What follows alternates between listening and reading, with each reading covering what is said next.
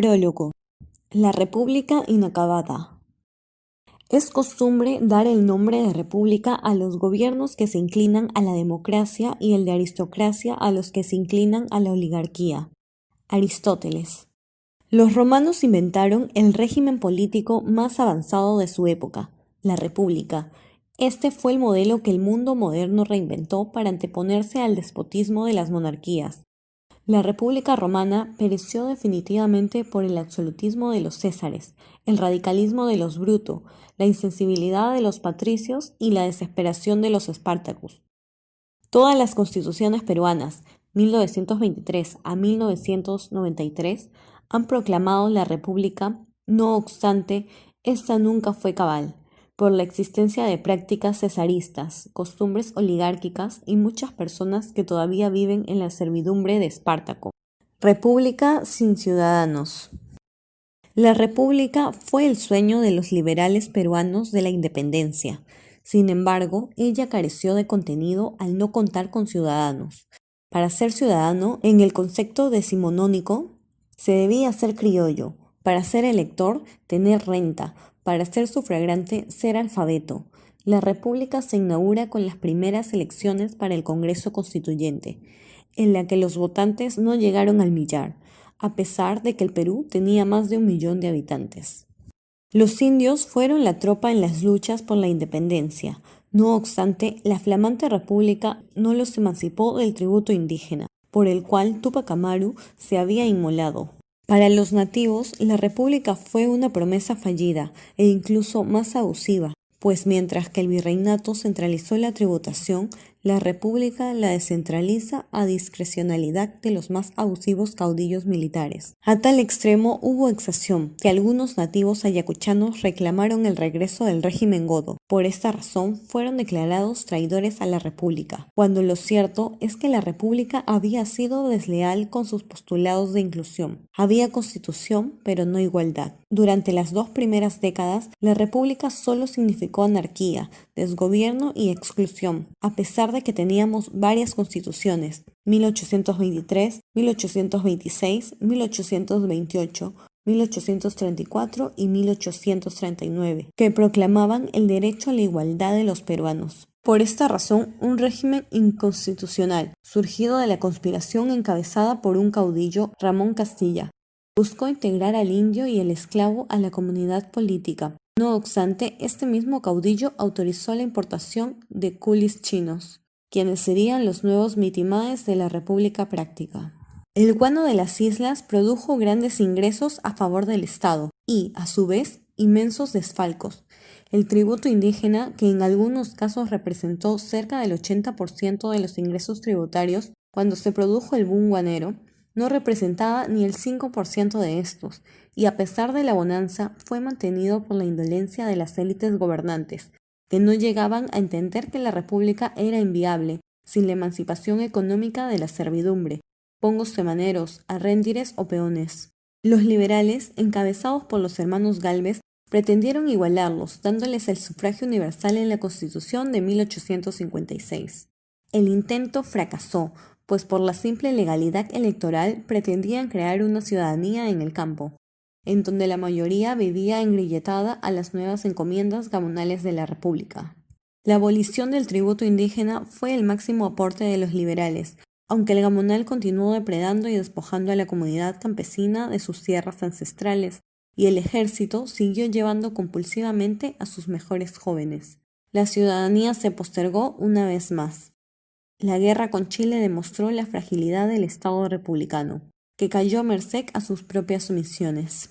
Esta república agónica fue rescatada de su fin por los mismos indios patapeladas, que combatieron en la gesta de la Breña y que fueron capaces de identificarse con Taita Cáceres, que hablaba quechua, que chachaba coca y vestía con el poncho andino.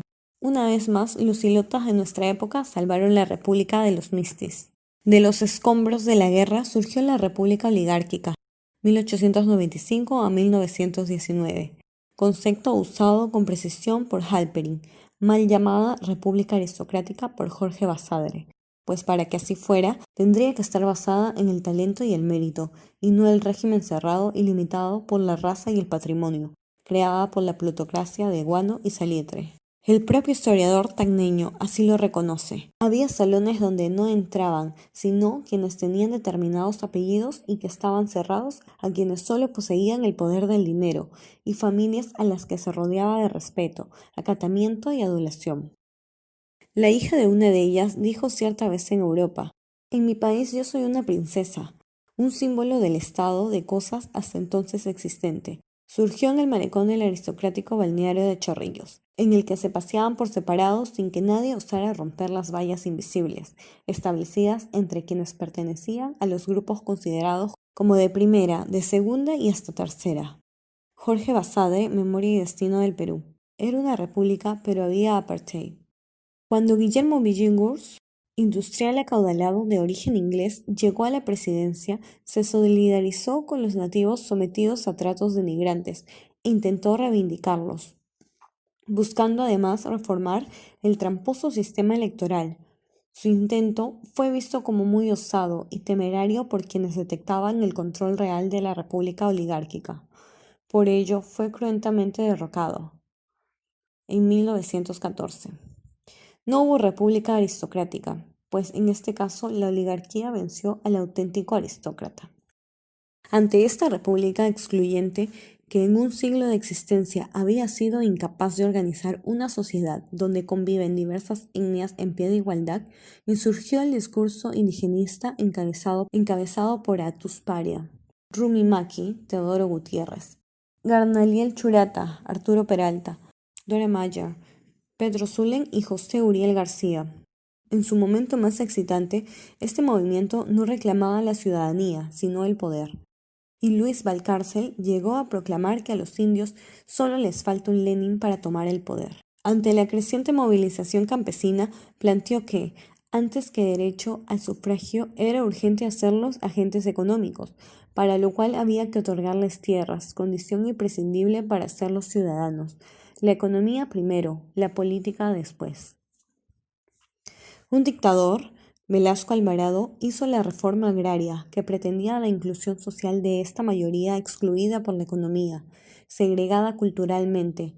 El gobernante de facto legalizó el quechua y, humillada socialmente, se transformó el Día del Indio en Día del Campesino, y se estableció la educación obligatoria y única. Solo tras Velasco fue efectivo el sufragio de los analfabetos, reconocido por la Constitución de 1979. Con la reforma agraria, el indio se transformó en el cholo. Este emigró a la ciudad, tuvo libreta electoral, hoy DNI, y se incorporó, no sin controversia, al sistema electoral. Sin embargo, quedaban otros NN por rescatar. Según el último censo, había 6.842.109 indígenas.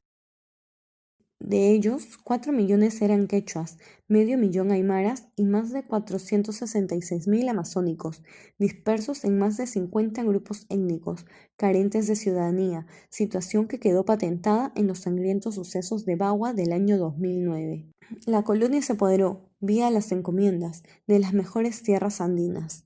La República o sus detentadores se adueñó de la costa y selva, vía las concesiones, sin justiprecio o consulta previa. Sin una ciudadanía que represente a la mayoría es insustancial cualquier forma republicana, y la democracia puede resultar una simple quimera. República sin democracia. La república no nació de forma pacífica y consensual, surgió de la violencia, guerra de independencia. Los jacobinos peruanos, Vidaurre, Sánchez Carrión, Mariátegui, no admitieron la monarquía constitucional en ninguna de sus variantes, pues ella, decían, sería la continuación del despotismo personal. Desde 1821 se proclamó la voluntad general, la soberanía popular y la participación ciudadana. Estas máximas fueron corrompidas por una forma perversa de representación que surgió de los sables de la guerra, el caudillismo militar que prescindió de las formas republicanas y las mínimas opciones democráticas, mentalizado en su verticalidad y regimentación. El caudillismo militar del siglo XIX tuvo momentos nefastos con Gamarra y cumbres con Castilla.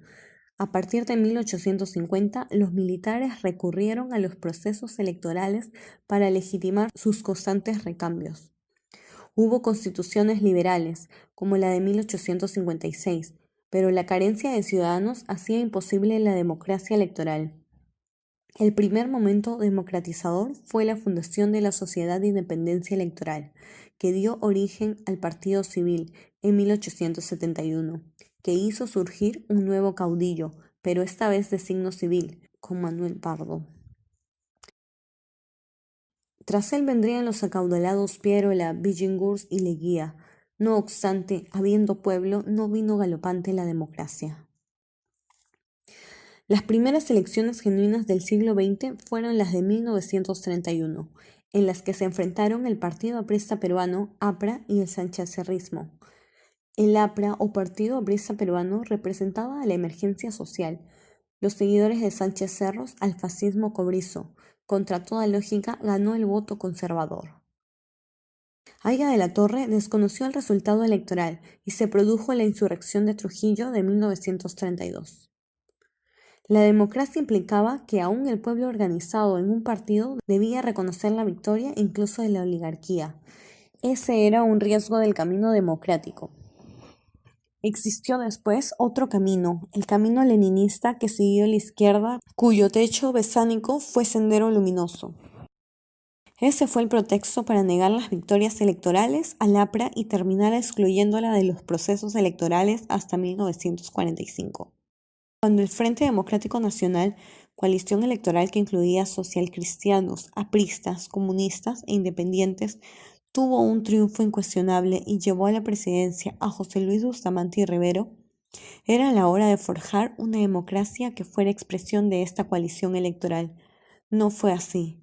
El partido aprista se sintió subrepresentado con las 3 carteras ministeriales que le asignó el gobierno de Bustamante.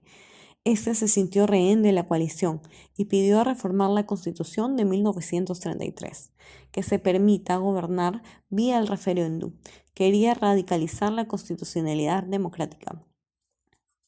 La juventud aprista se subordinó el 3 de octubre de 1948 y 3 semanas después se produjo un contragolpe de la derecha que puso al APRA en la ilegalidad y a Aya de la Torre 5 años asilado en la Embajada de Colombia. Desde allí Víctor Raúl produjo sus mejores reflexiones sobre el valor de la democracia. Bustamante y Rivero fue destituido por quien había sido su ministro de Gobierno y Policía, con el consentimiento del PAP. El general Manuel Odría, que gobernó hasta 1956, cuando es elegido Manuel Prado.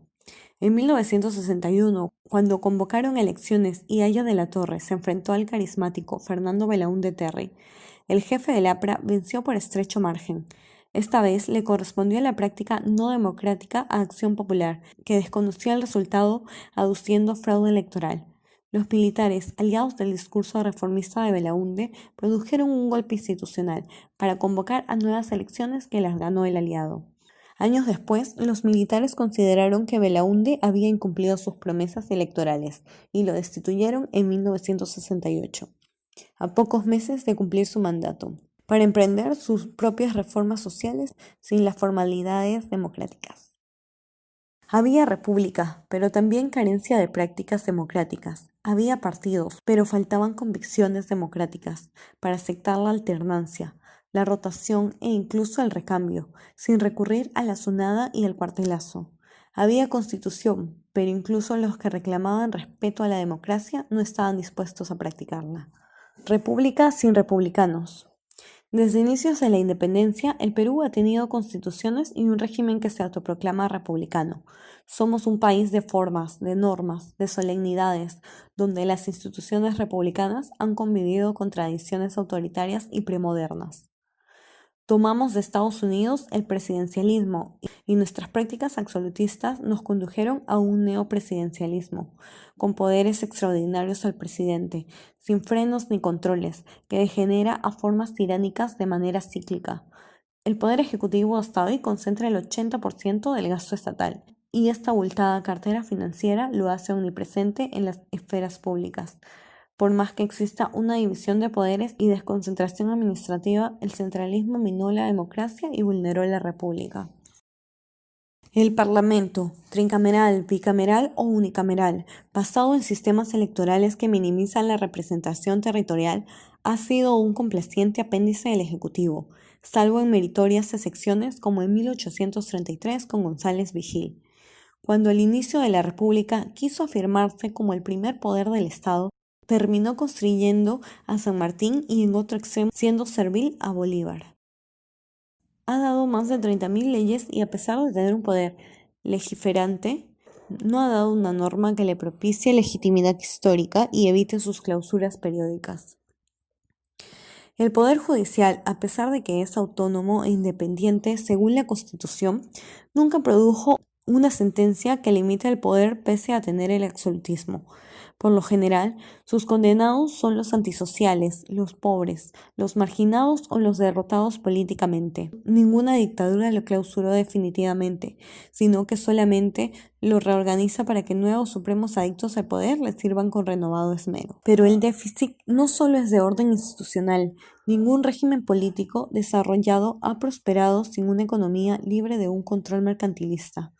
Eso lo entendió Alberdi en Argentina, cuando sentó las bases del ordenamiento constitucional en 1953, garantizando el libre comercio, las leyes del mercado y un sólido derecho de propiedad. Puso el orden institucional al servicio de la economía y Argentina vivió su época de oro de expansión económica. El Perú lo debatió, no con las fórmulas de las finanzas, sino con la violencia de las armas que desembocaron en guerras exteriores en dos oportunidades. En un caso por la hegemonía de los puertos del Pacífico, 1933 a 1939, y, en un segundo caso, por la administración del cobro arancelario del salitre, 1879 a 1884. Pierola, Beltrán y Boloña hicieron reformas económicas bajo regímenes de sección. Al borde del hundimiento institucional en los 90 del siglo XX, hicimos reformas económicas no deseadas. Sin completar las reformas políticas reclamadas, hoy disfrutamos del espejismo del crecimiento económico, que no ha conllevado un despegue institucional. Crecimiento económico por un lado y su desarrollo institucional por otro. No hay convicciones sobre la importancia del orden institucional como base duradera de cualquier crecimiento presupuestal. En el Perú, la economía, invisible en sus formas, realizó lo que el orden institucional ostentoso y formal dejó de hacer durante 2 siglos. La república está inconclusa. Hemos tenido una república censitaria, excluyente de la mayoría, otra república práctica, gobernada por los patricios, y la república oligárquica, hegemonizada por la plutocracia. Todavía no hemos arribado a la república de ciudadanos que reclaman todas las constituciones hasta hoy incumplidas. Esta república es la tarea del siglo XXI.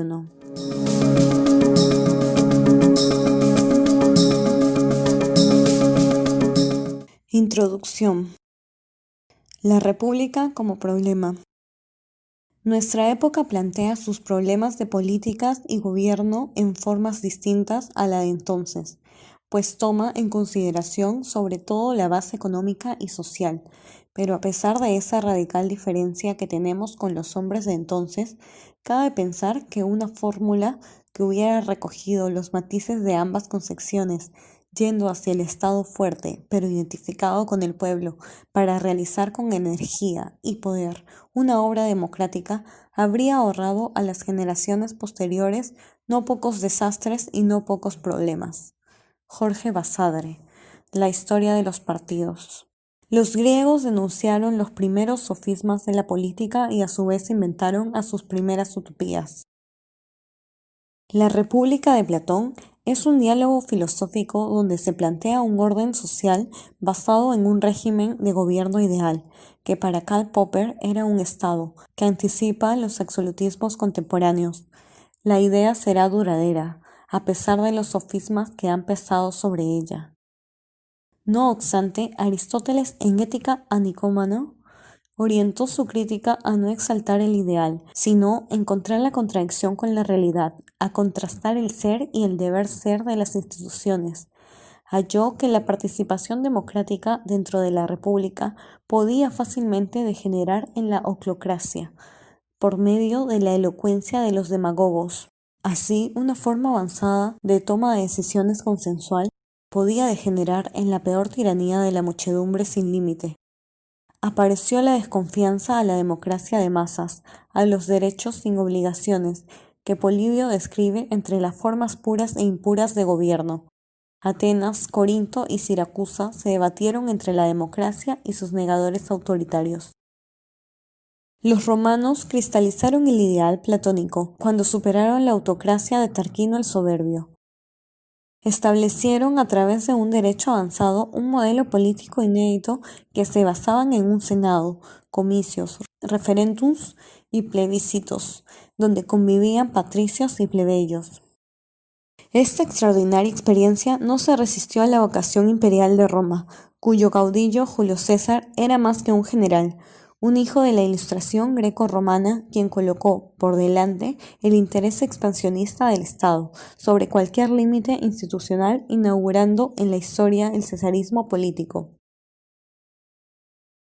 La idea romana volvió con Oliver Cromwell en Inglaterra, quien tras la derrota del ejército realista, la decapitación de Carlos I, la abolición de la monarquía y el receso de la Cámara de los Lores, estableció, por acuerdo del Parlamento burgués, la República. Se proclamó Instrument of Government, que hizo las veces de Constitución. Sus seguidores lo tentaron a proclamarse monarca. Este prefirió el título de Lord Protector, como el representante del poder ejecutivo que se sometía a la Cámara de los Comunes. La República de Cromwell tuvo que soportar la resistencia de la Irlanda católica, la Escocia presbiteriana, la nobleza inglesa desplazada y los extremistas de su propio ejército. Protegió a los judíos y a los cuáqueros. Estableció un culto austero y de cumbres morales rígidas. Prohibió las fiestas populares y la embriaguez, buscando establecer la república platónica de hombres laboriosos y virtuosos. Esta etapa corresponde a su periodo cesarista, bajo el razonamiento que para salvar la libertad hay que establecer momentos excepcionales de dictadura republicana. Tras su muerte, la República de Cromwell fue derrocada. No obstante, su nombre se asoció a las gestas libertarias. Tuvo continuadores en América, tales como Washington, San Martín, Bolívar y O'Higgins.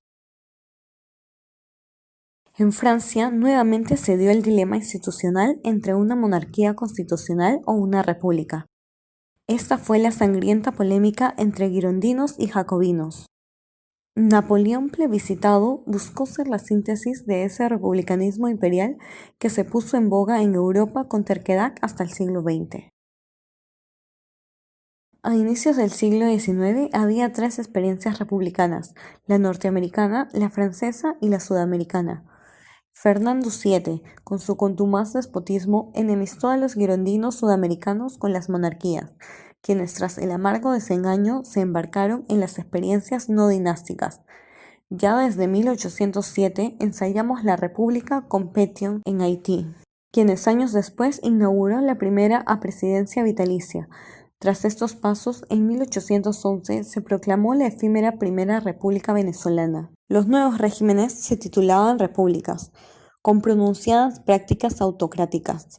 Se inventaron presidencias con marcado cesarismo.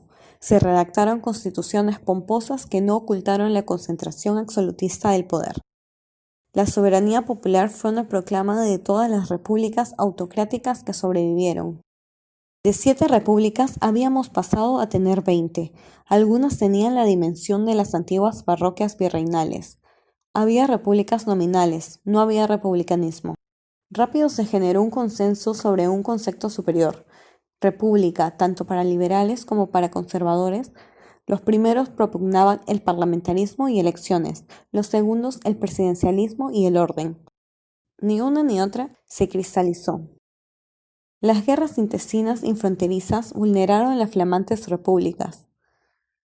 En este trance, la reacción fue desconcertante, pues algunas comunidades nativas en Perú, México y Chile plantearon restaurar la monarquía, pues la república los había traicionado al aumentar el tributo indígena. La república, para algunos, no había sido la solución, sino el problema. Alexis de Tocqueville escribió La democracia en América, donde exaltaba que en Estados Unidos se había cristalizado el ideal ateniense. A los sudamericanos nos va a costar exhibir ese entusiasmo del ensayista francés, Por ello, cuando Santiago Tábara escribe su historia de los partidos, ensaya una historia de rupturas permanentes que se encamina tortuosamente al ideal republicano. Esto no era solo un problema peruano, lo padecían los mexicanos y los argentinos con la misma intensidad. Alberti, Sarmiento y Juárez denuncian este proceloso camino institucional. La idea es incierta, por ello, la primera historia de esta república nonata es de Mariano Felipe Paz Soldán, Historia del Perú Independiente. Francisco García Calderón Landa da una definición sobre república: forma de gobierno en que el pueblo manda por medio del magistrado o magistrados supremos que nombra para este efecto. A poco se precipitó la guerra que no solo desaparecerá los símbolos de esta república, sino, además, el propio Estado. Hubo otro esfuerzo intermitente de Manuel Nemesio Vargas. Historia del Perú Independiente, publicada de 1903 a 1942, en 9 volúmenes que no tuvo la repercusión esperada. Ribagüero no pudo escribir una historia de esta república, pues, según el erudito de la generación del 900, desde su origen, ésta exhibirá la crisis de sus imposturas anárquicas. Solo se limitó a escribir una historia de la Confederación Peruana Boliviana, como una de las pocas hazañas republicanas, concentrando su poderosa inteligencia en el virreinato como legado duradero. Fue la generación del centenario con Jorge Basadre, Raúl Porras Barrenechea y Jorge Guillermo Leguía la que acometió este vacío intelectual de forma integral. Porras y Leguía analizando el romanticismo de los primeros intelectuales, Basadre acopiando bases documentales para la historia de la República, planteando la génesis, la iniciación de la República, sintetizando historia de la República, documentando historia de la República del Perú 1822 a 1933, 16 volúmenes. Basadre recurre al mismo archivo de Paz Soldán para abrir nuevas interpretaciones, precisando que cuando en su trabajo se habla de república, se refiere en general al Estado peruano. Basadre, en sus reflexiones adultas, se interroga sobre el enigma republicano, si el republicanismo fue un concepto partidario, cómo superar su visión parcial, cómo hacer para que no sea una narrativa sectaria, cómo no caer en un discurso de remordimiento, cómo evitar que la historia desgarrada del pasado no sea un ajuste de cuentas con los adversarios del presente.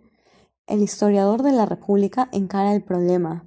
Hay quienes ven la historia republicana del Perú como una cueva de bandoleros o un muladar que solo merece desprecio o condena. Algunos, en cambio, se precipitan en su recinto para querer convertirlo en su santuario y venerar en él a los antepasados propios o ajenos. Aquí se ha buscado, ante todo, comprensión, objetividad, coordinación, ensamble, sin odio para nadie y sin adulación para nadie, con el afán de superar el atolondramiento, la vehemencia, el encono, la suciedad, la mezquindad, plagas de la vida criolla. ¿Cómo superar el encono fundacional? Francisco García Calderón Rey lo sintetizó buscando el equilibrio, pues para él no habían triunfado, como algunos presumen, los liberales, ni habían sido derrotados los monárquicos, sino, para afrenta de ambos, habíamos mantenido lo peor del virreinato, y no habíamos traído lo mejor del republicanismo, creando una monarquía presidencial. Antes, Alberti dijo que la monarquía en nuestro continente era una realidad y la república un accidente. Solo en ese contexto se podría asumir los cesarismos democráticos de Laureano Vallenilla. La república es un tema común a la reflexión latinoamericana, más aún en los bicentenarios republicanos de la región. Natalio Botana, Enrique Krause y Rafael Rojas han hecho reflexiones más allá de los problemas nacionales, para plantear lo temprano e ilusorio de la República y lo tardío y pesimista del republicanismo, como programa ilustrado de modernización y democratización no concluidos, manteniéndose el debate mediterráneo entre el idealista Platón y el realista Aristóteles, esta vez en los Andes sudamericanos. Para Botana, el republicanismo está explicado por 6 componentes: los derechos que se proclaman, las instituciones que las garantizan, el cuerpo representativo que en ese marco gobierna, el gobierno que hace públicos sus actos, la responsabilidad que esos representantes y gobernantes asumen, y las obligaciones que el ciudadano incorpora a su conducta para apuntar a ese complejo edificio. Para el ensayista argentino, Otra vez aparece en el orden institucional el diálogo entre Platón y Aristóteles, encuentro entre deber y derecho. Sostiene, para el republicanismo clásico el deber precede a los derechos, para el republicanismo moderno los derechos preceden al deber. En rigor, no hay, en nuestra opinión, precedencia sino equivalencia.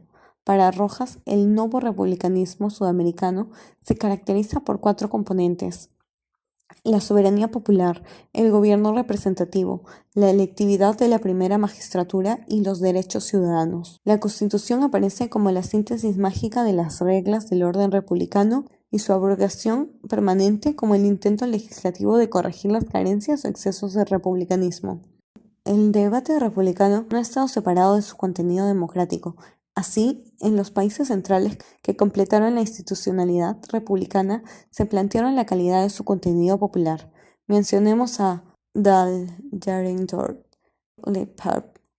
El primero sostenía un conjunto de requisitos de calidad republicana: libertad para constituir e integrarse en organizaciones, libertad de expresión, el derecho de voto, elegibilidad para el cargo público, derecho de los líderes políticos a competir por el voto, elecciones libres y limpias, y que los partidos y las instituciones de gobierno dependen del voto y otros signos de preferencia. Para esos autores, república y democracia estaban asociadas. En nuestro caso hubo una disociación, como no podía ser de otra forma, inmediata entre el ideal y la realidad. La república se divorció de la democracia. La república en poco se diferenció de la monarquía despótica. Por ello, Enrique Krauss acuñó el concepto la presidencia imperial, sin freno, sin límites, sin rotación institucional, concepto similar al de república coronada, del ensayista Gustavo Bueno, que se usó para los cesarismos venideros. Más aún, los liberales, que debían ser su contrapeso doctrinal, se tropicalizaron con el voto censitario, la ciudadanía patrimonial y un nacionalismo constitucional, que sin desearlo dio el fundamento al caudillismo militar que sobrevino a las independencias, y que ya desde 1827 provocó latentes guerras fronterizas y puso en permanente estado de excepción la soberanía popular. Por ello, el problema de los que sucedieron a Miranda, San Martín y Bolívar no fue edificar repúblicas, sino tan solo edificar estados nacionales, dejando el reto al futuro para completar el programa republicano, en muchos casos obviando la promesa democrática. En el siglo XX, la denominación republicana se hizo unánime en el mundo. Los comunistas crearon sus repúblicas soviéticas, repúblicas socialistas, repúblicas populares, repúblicas democráticas. Los fascistas dieron al traste con la monarquía italiana y crearon la República del Saló. Los franceses, la Quinta República. Hay teocracias que se llaman repúblicas islámicas. Incluso hay monarquías constitucionales que insisten que tienen espíritu republicano. En nuestro medio, nuestros indigenistas soñaron con una república tahuantinsullana. La denominación es de leyenda homérica. No obstante, ante esa hegemonía verbal, Bobbio impugna la palabra y su significado. Para mí, la república es un estado ideal que no existe en ninguna parte. Es un ideal retórico y por ello me resulta difícil comprender tu significado de república y de los republicanos. El desafío es darle contenido a la palabra, más allá de cualquier retórica, que hace 200 años inspiró un ideal platónico en medio de la grandeza de la naturaleza indoamericana.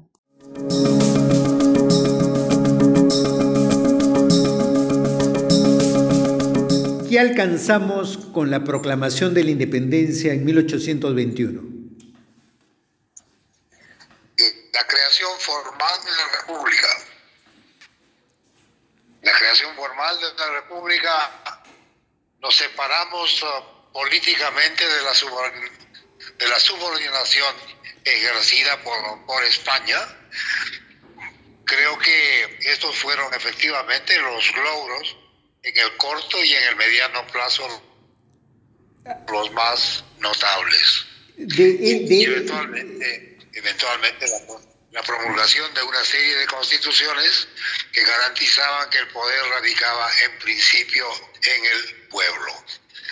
Estas son, como sabes muy bien, reconocimientos muy importantes. La única dificultad con todo esto, y tú lo sabes muy bien, Raúl, es que desafortunadamente a lo largo de 2 siglos no hemos ido más lejos que este reconocimiento formal. Lo que queda efectivamente, el gran desafío es plasmar en la realidad aquello que ya desde 1821 se reconocía formalmente. ¿Cuál fue el comportamiento de las élites en relación a esta formalidad independentista? Tomemos dos casos, ¿no? Rivagüero era al principio partidario de la separación y luego se convirtió efectivamente en un defensor a ultranza del sistema imperial.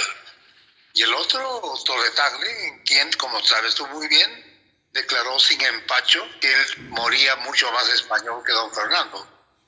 Entonces, ellos no fueron solamente los únicos.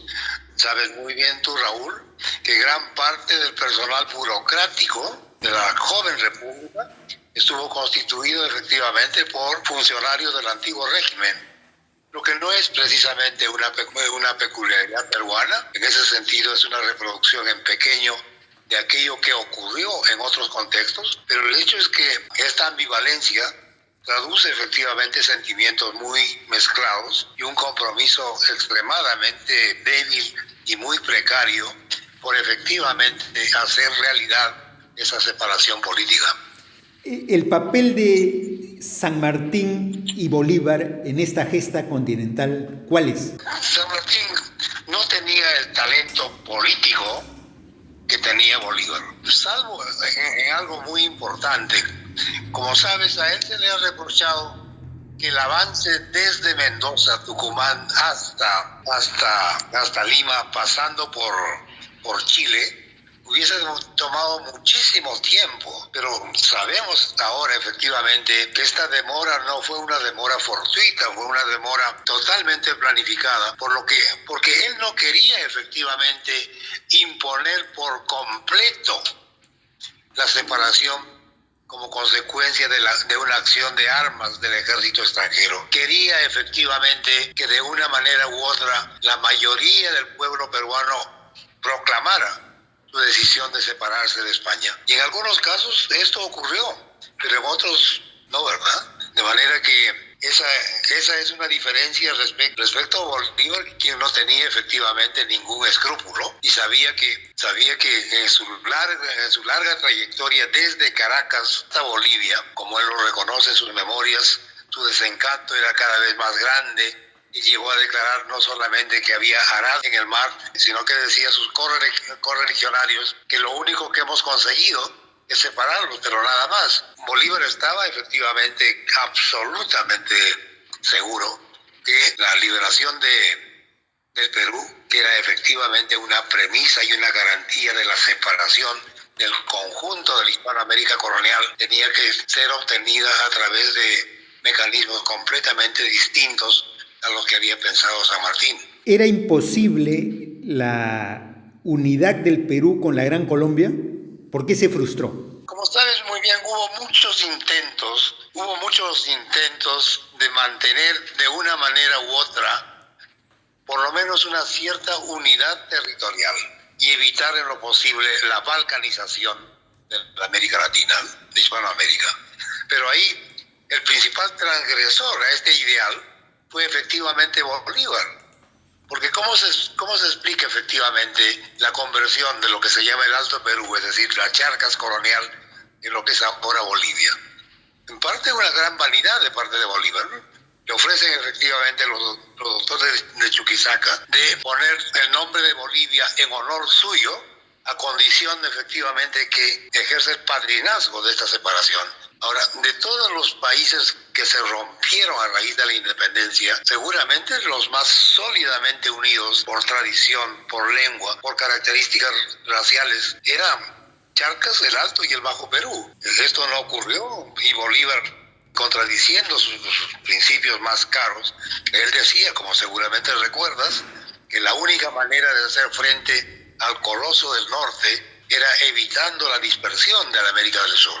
Ahí él traicionó sus propias ideas y luego cuando se intenta corregir esta división en el marco de la Confederación Peruano-Boliviana de 1826 a 1839, evidentemente esto fracasa porque esa Confederación Peruano-Boliviana, aunque no fuera no hubiera sido declarada explícitamente, el objetivo era tratar de frenar la expansión de Chile. Y Chile no estaba, por cierto, dispuesto a evitar eso.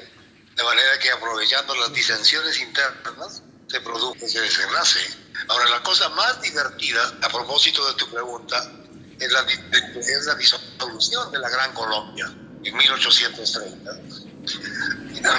La Gran Colombia era efectivamente otro mecanismo para evitar una pulverización completa del continente a través de la articulación, no de Ecuador porque no existía, pero a través de la articulación de Quito, de Caracas y Bogotá. Pero era una articulación absolutamente artificial, porque efectivamente no había nada en común. Después de las grandes reformas borbónicas de la segunda mitad del siglo XIX, la vocación regional de cada parte de la América del Sur estaba confirmada. De manera que esos apetitos, esos egoísmos regionales impidieron el mantenimiento de la Gran Colombia. Y lo más divertido, y tú debes saberlo, ¿no? De los tres, los que tenían personalidades históricas eran, por cierto, Caracas, por cierto, Bogotá y por cierto, Quito. Pero llamar como Quito a la nueva república que resultara de la disolución de la Gran Colombia hubiera implicado inmediatamente la separación de Guayaquil o de Cuenca. Nombrar a Guayaquil hubiera significado lo mismo, es decir, la disidencia de Quito. ¿Qué hicieron? Pusieron el nombre de Ecuador, que es una línea imaginaria a un país no menos imaginario como es el Ecuador, que se mantuvo como país justamente gracias a la amenaza real o supuesta de una invasión por parte de las tropas peruanas. Estos son los nacionalismos nuestros. Y estos nacionalismos que se van a expresar en la guerra del Salitre o en la guerra de la Triple Alianza contra Paraguay, ¿qué han configurado en la América Latina de hoy? ¿Qué significa esto? Cada vez más y más, y tú lo sabes, en este mundo del siglo XXI, la viabilidad de un país pequeño, diminuto, débil, como que son cada uno de los países de la América Latina, es realmente imposible. La única forma, efectivamente, de poder mantenerse y poder desarrollar una política relativamente creíble, la articulación. Ahora, se han hecho muchos esfuerzos para tratar de articular no el conjunto, sino algunos países. El Pacto Andino, el Mercosur son efectivamente ejemplos muy elocuentes de esos esfuerzos para que, aunque fuera en pequeño, contrarrestar esa división. Pero esto no ha ido demasiado lejos, porque lo que se opone a esto es el peculiar nacionalismo que existe en la América Latina, ¿no? Que es un nacionalismo completamente distinto a lo que existe en África o existe en Asia, donde eventualmente el nacionalismo pueda jugar un papel. Porque en esos continentes, efectivamente, las naciones surgieron como naciones como consecuencia de una oposición brutal frente a las metrópolis que ejercían un dominio colonial sobre ellas. Pero en el caso de América Latina, en el caso de Hispanoamérica, como lo sabes muy bien, esto no fue así. Esto no fue una guerra colonial contra España. Tenía cosas mucho más importantes que hacer en su propio territorio en el momento que estaban ocurriendo las guerras, así llamadas por la independencia. Entre otras cosas, porque la propia península estaba ocupada, nada menos que por las tropas de Napoleón Bonaparte. Este nacionalismo nuestro, ¿cómo es? Es un nacionalismo, yo creo que efectivamente el ejemplo entre Perú y Ecuador es muy notable. O el ejemplo entre Colombia y Venezuela, o el ejemplo entre Perú y Chile, ¿verdad? Son nacionalismos que nacen por la decisión expresa de evitar que una pulgada del territorio pase a poder extranjero. Y no importando en ese contexto que la estructura económica y la estructura social esté completamente dominada y controlada por intereses foráneos. ¿Cómo puede explicarse? Es decir, que hayan guerras entre Francia y Alemania, desde 1870 hasta 1945, hasta cierto punto es explicable por una larga controversia y por las diferencias que existen entre uno y otro país. Para empezar, por la lengua. Pero ¿qué diferencia a un peruano de un ecuatoriano? Primero, los rasgos son idénticos. La lengua es la misma, la historia es la misma, la religión es la misma. Y sobre todo, la pobreza y la miseria son idénticas. Cuando había guerra, con el precio de una bala, los cálculos han sido, se podía perfectamente afectar a la población miserable de uno u otro país. Este es el nacionalismo nuestro. Es un nacionalismo, repito, tribal. Consiste, como Cáceres quería, evitar que efectivamente pulgada del territorio peruano pasara a poder de Chile, como fue de la aviación y de la abdicación del civilismo peruano. Andrés Avelino Cáceres.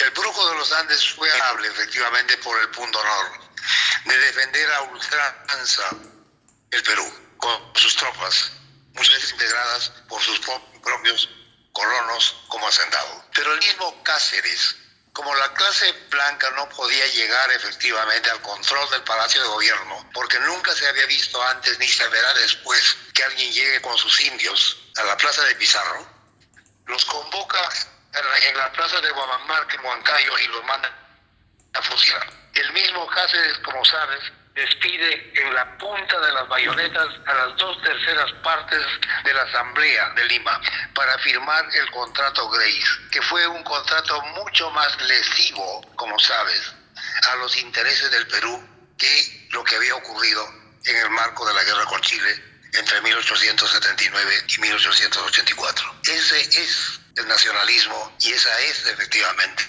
la terrible carga pesada que todos nosotros llevamos. Finalmente, Heraclio, en vista del bicentenario que han pasado los países de América Latina, ¿qué ha aportado la historia? ¿Se ha revisado la historia?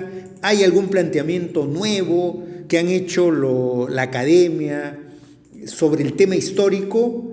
¿Hay posiciones revisionistas sobre el tema de la independencia? ¿En qué situación estamos en el mundo académico en relación a la historia de los países y la historia de América Latina? Mira, voy a responder en dos partes. Tú conoces y seguramente de memoria, porque debes haber leído varias veces el texto que escribí conjuntamente con Karen Spalding en 1971 con motivo del sesquicentenario. Ese texto era un programa de investigación. Es un programa de investigación que en sus partes sustantivas no ha sido cumplido. No hubo investigaciones que efectivamente mejoraran de una manera profunda y radical la visión de la independencia. Por cierto, desde 1971 a la fecha, varios años en los cuales hay una investigación académica y no académica que ha ido profundizando, mejorando y alterando algunas dimensiones del conocimiento que se tenía, pero a mi juicio nada sustantivo. Y lo ideal sería efectivamente tratar de utilizar estas efemérides no para conmemorar y festejar nada, pero efectivamente por lo menos para ponernos como agenda un conocimiento cada vez más profundo y más preciso del país. Y esto no ha sido posible, Raúl. Mira, rápidamente tres cosas. En 1871 celebramos el cincuentenario de la independencia del Perú. Y en ese contexto apareció el Partido Civil y Manuel Pardo, que algo hicieron para tratar de mejorar la trayectoria de las 5 décadas anteriores. En 1921 se celebró el centenario del Perú, de la independencia, la patria nueva. Y Leguía más que nadie se dio cuenta efectivamente que era necesario construir una patria nueva sobre los escombros del siglo anterior. En el sesquicentenario, en 1971, Velasco y sus colegas oficiales dijeron que efectivamente eso de la independencia del Perú era pura metáfora, que ellos estaban efectivamente tratando de conquistar la genuina independencia del Perú. Y por eso hicieron lo que hicieron.